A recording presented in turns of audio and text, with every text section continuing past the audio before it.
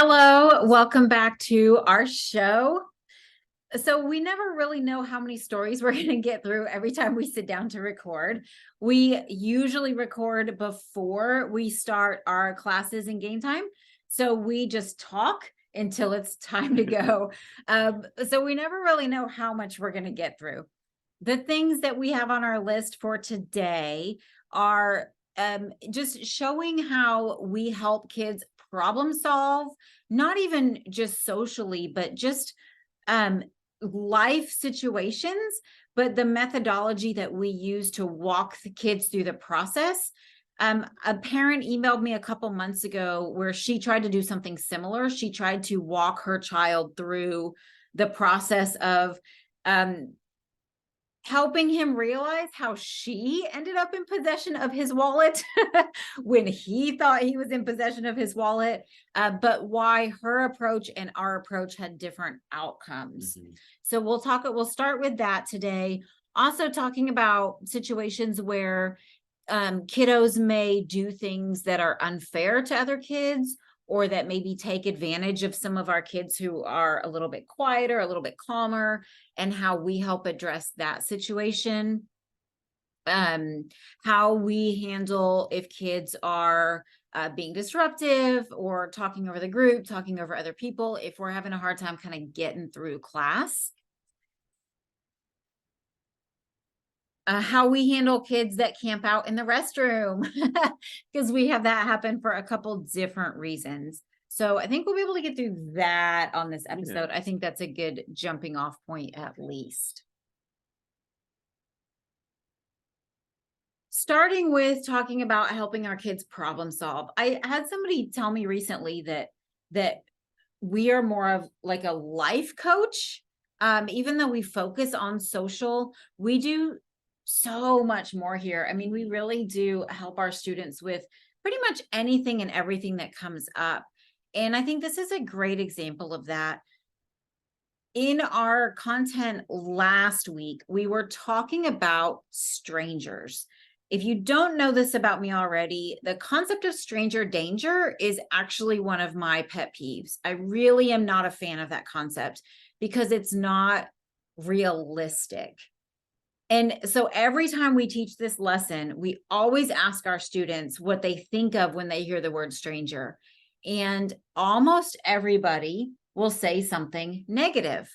I even was, I'll write down what they say, that they're a killer, that they're injurious, they're a robber, it's a random person in DC. That's what one person said. But they have all these thoughts, bad guys, they're going to steal your money. This is what we get every time we ask our kids what they think a stranger is or how they feel about a stranger. The only time we get different answers is kids who had this lesson the year before. I was going to say that. Yeah. It's actually kind of disheartening that this is how our kids feel about strangers. And it's because this is what we teach them, right? We teach our kids that strangers are dangerous. And I don't say this to the kids, but the reality is that our kids, all of us in general, not even just our kids, are much more likely to have bad things happen to us at the hands of somebody we know. So again, I don't say this to the kids, but even if you think about kidnapping, the majority of kidnappings are by people that the kids know. Like typically it's a non-custodial parent, but it could also be someone else in the family. Random kidnappings are incredibly rare. Yes, we hear about them. Absolutely, we hear about them. Just like we hear about teachers who are having inappropriate relationships with kids and police officers who are, physically assaulting people. We hear about the extremes of everything. But the reality is strangers are not likely to be the people that harm our kids. And so it also, because our kids are so black and white, they really hold on to that concept of don't talk to strangers. And so that means they may not ask for help when they need help. They may not initiate a conversation with a new kid in their class, even coming here to Starfish. When they're older and they go to their first job or they go to college, but they've been raised on this mentality that we don't talk to strangers. Mm-hmm. To me, it does a lot more harm than it does good. We do talk in this lesson about being smart and safe, right? If we choose to talk to a stranger. And part of this lesson is Ramiro and I sharing stories of times where we've helped strangers, times where strangers have helped us. Even, it was really cool to be able to talk about it last week because I just came back from being on the other side of the world for a month and I was by myself. So I was sharing with the kids how many times I talked to strangers. And of course, there's, anytime I needed help, I'm talking to a stranger. I don't know anybody, but even just the random conversations I had with people. So if I were to really make a list of how many times I talked to a stranger on my trip, I was gone for 4 weeks. Even if you include people that were on the excursions that I went on, right? I mean, at least once a day I talked to a stranger. There were days where I spent my whole day with strangers. There were days where I connected with somebody who was doing the same thing I was, and we chose to spend the day together. There was a day I met somebody from Austin that happened to be in the same town that I was in on the other side of the world. And we ended up spending 3 days together. So it was a great opportunity for us to have this conversation in light of the experience that I had just had. So tying that into how we teach our kids about problem solving, during this lesson, as I mentioned, Ramiro and I tell stories about situations that we have been in.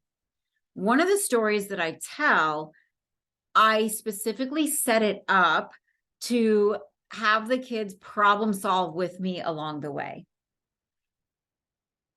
I mentioned that a parent emailed me a couple months ago about through a series of events, she ended up with her son's wallet. He didn't know, I don't even think he realized he didn't have it, but he surely didn't know that she had it. So her goal was to get him to figure out how she ended up in possession of it. She started from the end and wanted him to work his way backwards. The challenge with that is that there's no way for him to be able to piece together backwards, if that makes sense. We start from the beginning and we give clues along the way and then have the kids fill in the blanks along the way. So I'll share my story with you guys and how we have people connect the dots. So my story was about one time after Starfish Social Club when I needed to go to the post office to mail something. And I explained to the kids that, I asked them, does anybody work at the post office at 8:00 at night? Because that's what time we leave Starfish. And so helping them make that connection, most of them understand that nobody's working there at 8:00 at night. So then I explained to them about the self-service kiosk and how that works. And I specifically say that you can buy stamps, you can mail packages, you just need your credit card. Okay, because that's a big part of this story. I specifically say you just need your credit card. And so then in the story, I walked them through how I had a package to send. So I went to the kiosk and I got my postage and I put it on my package and I put my package in the drop box. And then I left to go to Chick-fil-A to get some food. And I was in line at the drive-thru and realized I didn't have my wallet. And so then I asked the kids, where was my wallet? Most of them will say at the post office. Some of them will say at Starfish.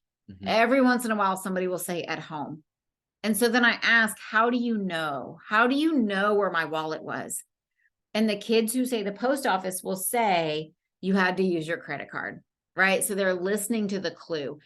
If that connection isn't made, then I will explicitly make that connection, but not by saying the answer, right? I'll prompt something like, what did I have to have in order to send that package? Or what was the only way I could pay to send that package? So I'll ask a question that prompts them to think about it. I think so often we just give kids the answer to things that their brains are not used to having to process and problem solve things to figure out the information. So then we go through the rest of the story that yes, I left my wallet at the post office. And then I'll do a fun thing where I'll say, so I drove back to the post office, and what do you guys think I found? And then just let them all, make a guess. Sometimes our kids are afraid to guess because they're afraid to be wrong. But there's no such thing as being wrong when you're making a guess about something that you don't actually know the answer to. There's no way to be wrong about it when you don't even know the information.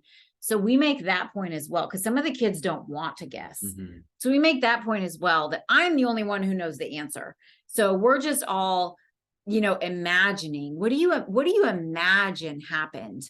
And then it helps them be more comfortable with making a guess and taking a risk. And so then we talk about what actually happened. Just for those of you guys that are playing along, my wallet was not there when I went back to the post office. And so I then explained to the kids how when you're an adult, your ID has your address on it. And so I got this picture in my mind of somebody taking my wallet to my home because they had my address. And that's actually what happened. When I got home, my wallet was sitting outside my front door with a note on it. That it said, I found this at the post office, nothing stolen. And I took a picture of it. So I show the kids the picture. But it's just a great way for us to walk them through them being able to problem solve something, right? So we don't tell them the answers, we give clues, and then we ask questions so that they can start to be able to problem solve situations.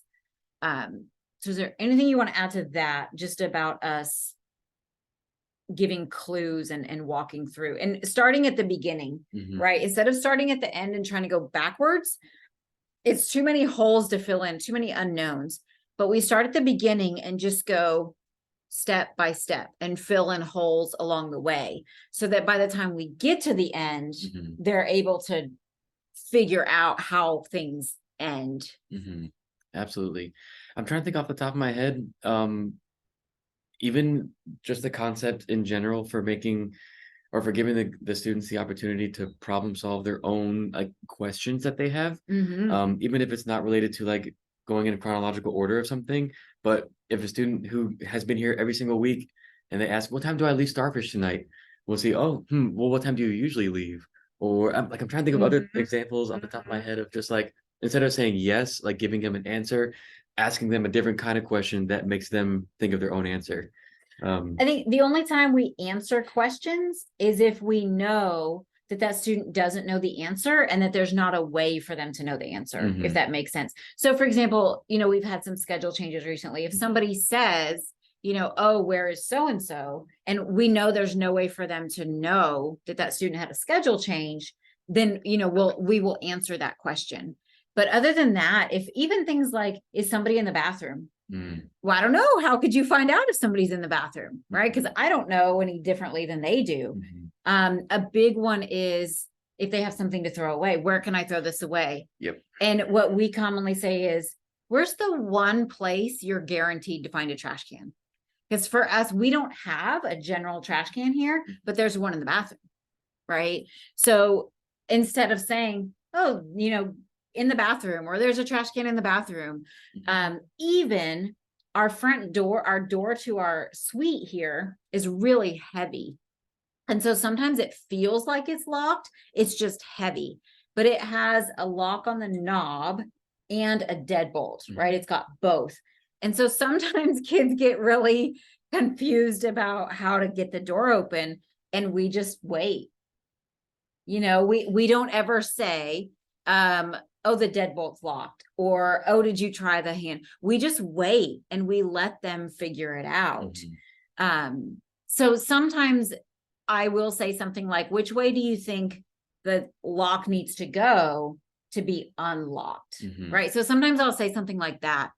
But I just really love providing kids with the opportunity to figure things out. I really think as adults, we rush in very quickly because it's quicker and it's easier, right? For us to just rush in and solve things. But I really love giving our kids the opportunity to figure things out. So yeah, I would say the only time we answer a question is if we know there's not a way for that kiddo to know the answer. Mhm. I'm trying to think if there's any more examples of the way that we will typically answer a question. But yeah, I think that's the main point, is even when we're trying to tell a story, leaving those clues instead of filling in the information, just to give our kids the chance to practice problem solving. Mhm. Right. So yeah, I think that's about it for that one. Maybe as we're going along today, we'll think of other examples of ways that we answer questions for kiddos. Even when I came back from my trip, not everybody knew where I was, because I didn't really talk about it before I left. And so not all the kids knew where I had gone. And so I pulled up one picture on my phone that had no words on it. So there wasn't anything they could read, but I knew that for most of them, when they saw that picture, they would know where I was. And in one of the groups, it was one of the elementary groups, they said, I think I said I went to a different country. And one of the kids just started rattling off country. I was actually really impressed with how many names of countries he knew. So he's just rattling off names of countries. And other kids are saying like names of states. We don't always know the difference, right? So they're saying like names of states or names of cities or landmarks or whatever. And it just was going on and on and on. And so I finally said, what would be the quickest way to learn where I went on my trip? What would be the quickest way? And finally, one of the kids said, to ask you. And I was like, yeah, that would be so much quicker than just rattling off the names of all the country. I mean, it was super impressive, right? It was. But not quick. Even sometimes kids ask people questions when that's not the person who knows the answer. So that's another common thing we say is, who could you ask? So sometimes they'll ask me questions about a kid that's sitting right there. Like even at our cohort the other day, somebody said, how long has he been at Starfish? Well, who could you ask? Right? He's sitting right there. So that's a really common one, is sometimes kids will ask us a question about somebody who's right there instead of asking them. Even like, hey, what's their name? How could you find out? Yeah. Who could you ask? And then they immediately ask them instead. And then, Yeah, that's another great example.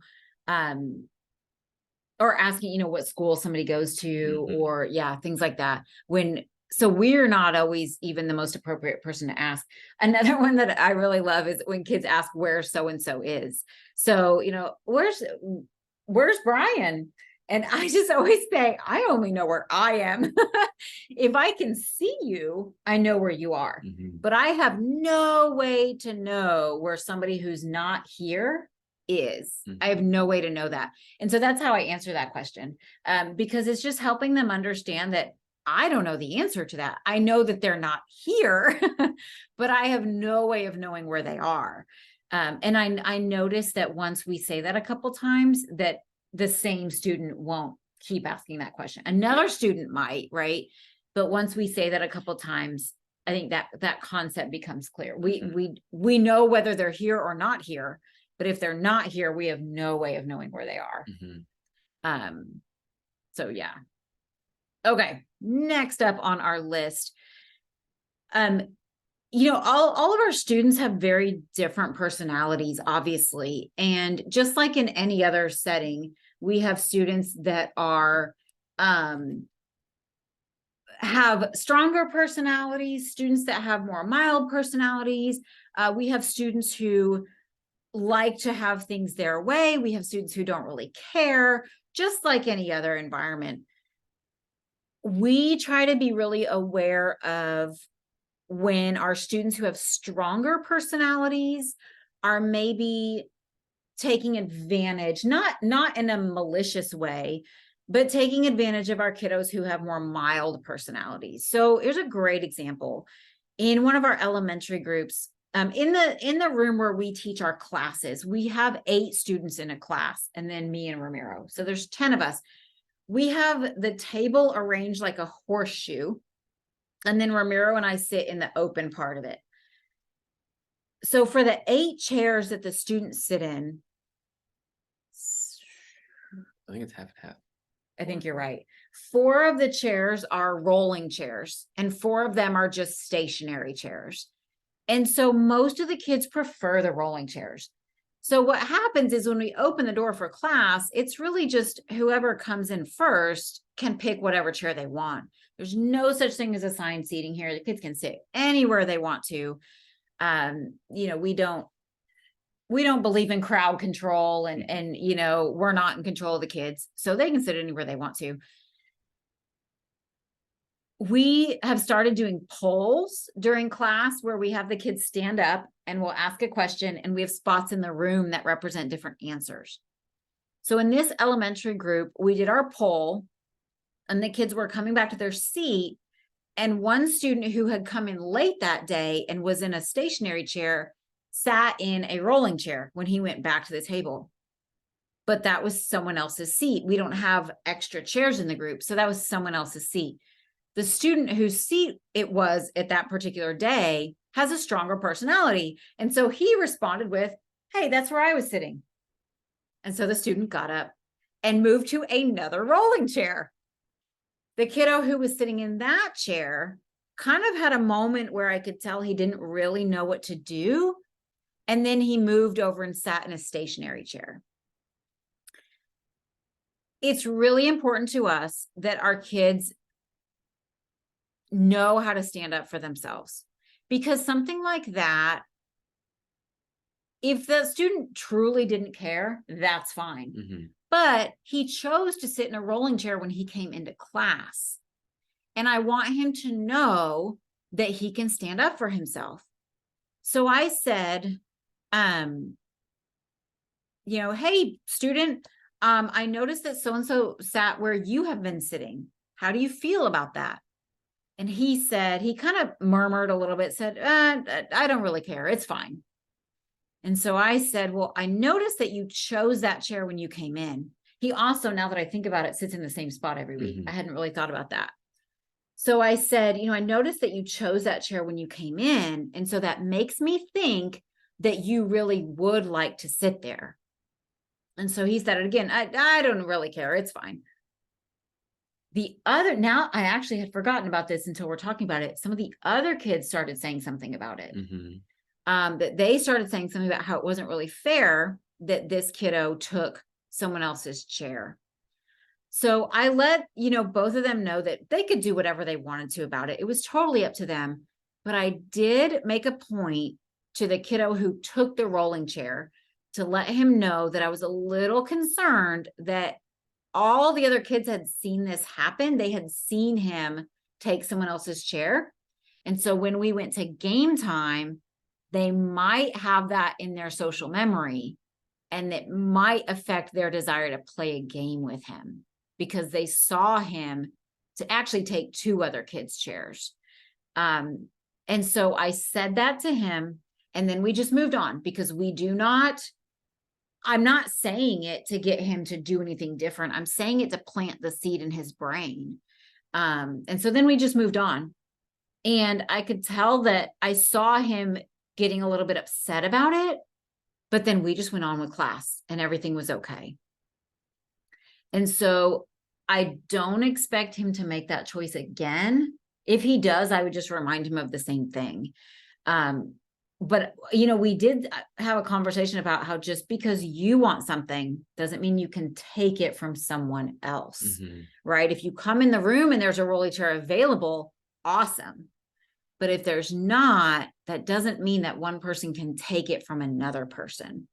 So again, we try to just be really vigilant if we see that some of the kids with stronger personalities are kind of monopolizing, maybe they always get to go first in a game because the other kids don't care. Maybe they always choose the game. Maybe they, kind of find ways to get what they want because some of the other kids just don't really care.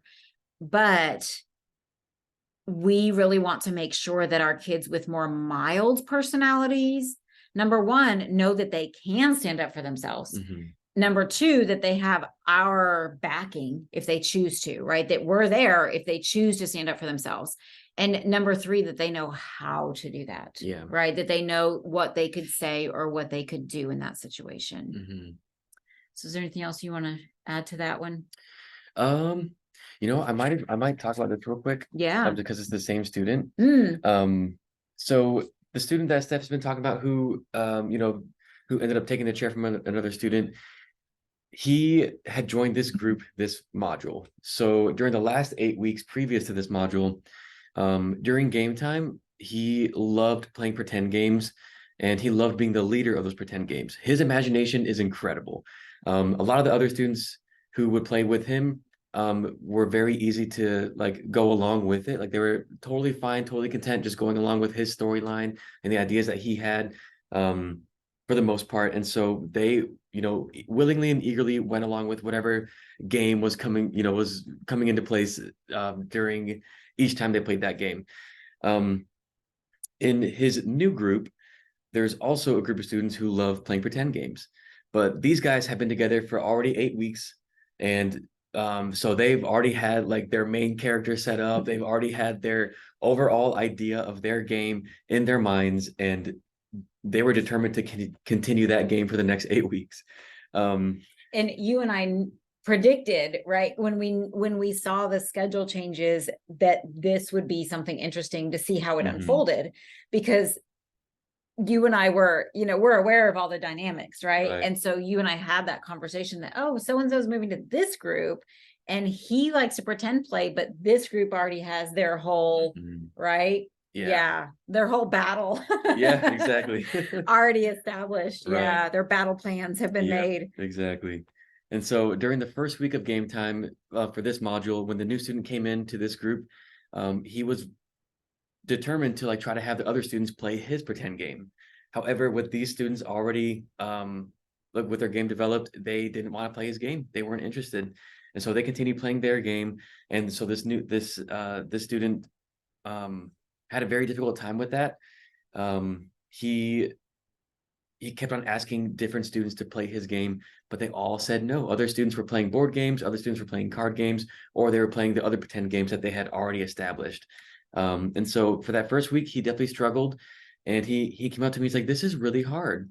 Like, I want people to play my game, but no one wants to play my game. And I was like, you know what? I'm sorry that happened, but maybe this is an opportunity for you to come up with a new plan instead, because I know you want to play with the students. So maybe do you want to try playing what they're playing instead? And like he thought about it and he tried a few times to play what they were playing, but he would always try to shift it somehow like to what he wanted to play, but the students didn't want to do that. And so I know that he was definitely trying really hard that first week to go along with the other students' games. And so he made it through the night and he was still a part of the group the whole time, but I could tell like he was just fighting it in his head. Like he really wanted to play his own game. But the following week and for the last couple of weeks now, he has been coming up with different ways to like use pieces from a certain game to create his own like part of their game. So he's not necessarily 100% playing their game, but he has developed a way to involve his creations and his ideas into their game as well. And the other students love it. Like it's a whole new dynamic to the game. And so Steph and I, we had noticed that like at first it was a challenge for him to want to just go along with what other people were playing, but for him to come up with a way to be flexible and to mend both, come together with both things. It's been really cool to see that. And so that's definitely a huge accomplishment for the student to be able to not be in control of the game or be the leader of the game, but instead to go along with what other people are doing and also find his way to be able to still play what he wants to play, like in the mix of all that. Yeah, absolutely. And that's, we've talked before about pretend play and I just love it so much. I love when the kids pretend play because it requires so much cognitive flexibility. It requires, there's no rules, there's no plan, there's no direction sheet, right? Like when they play board games, there's no turn taking. And so it requires everybody who's playing to be flexible and to be part of the group. Otherwise, you are not part of the group, right? And we've also noticed with this particular group, there have been younger students that have kind of fed into their game. There have been students who are more challenged with their language skills or their cognitive skills that will parallel pretend play. So sometimes these kids will run around to different rooms and other kids will run around with them.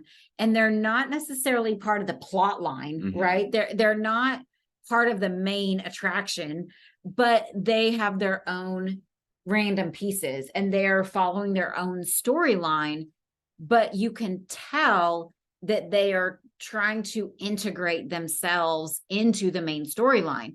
And so it's just so cool, all the different things that come out of this one group of kids and their pretend play. And we have other groups that pretend play as well.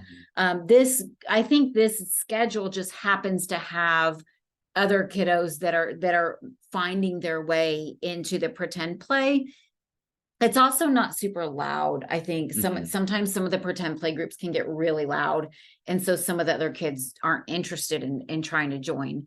But these kids are also really accepting of other kids. They don't care who plays with them. They're really accepting of anybody. Even one of our kiddos isn't here anymore. And the student who I would say is kind of the default leader of that group, even though he doesn't have a very strong personality, he has been asking about him. Right. So yeah, it's really cool to see kids that you might not normally think would do well pretend playing with other kids because their cognitive levels are different or their language levels are different. But sometimes that group's got 7 or 8 kids in it, and they're like running around between rooms and just the things that they make up and the things that they pretend. It's just really cool. And they do a lot of battles. It's their pretend play is very battle based. But that also means that some kids have to pretend they're losing, right? I mean, some kids have to pretend they've been hit or they're out or, their character's no longer with us.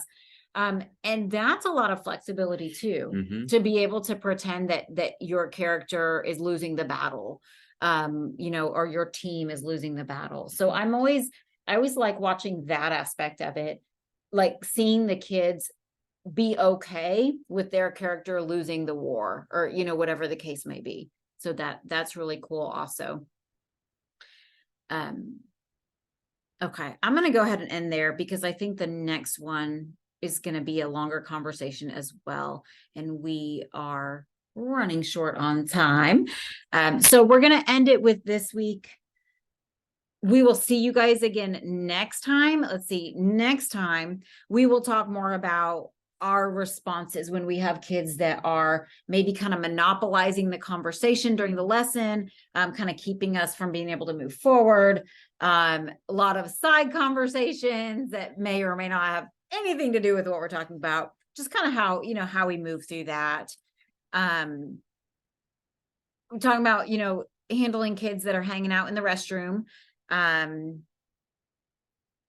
And we will also add, because we have had some new students, we will add how we address kids being anxious to be here, kids being anxious to even come in the door, kids being anxious inside of the group, because we had all that last week as well. So on our next episode, we will touch base on all of that. And if we have time, we also have a story about a kiddo, when we have different understandings of how to play the same game. Which is really common with things like Uno, where people typically make up their own rules. So how we have a story about a situation like that, where 2 kids thought that the way they were playing was the way that everybody plays. And so then we have a conflict. So, all right, we will see you again next time. Thanks for joining us. We'll see you soon.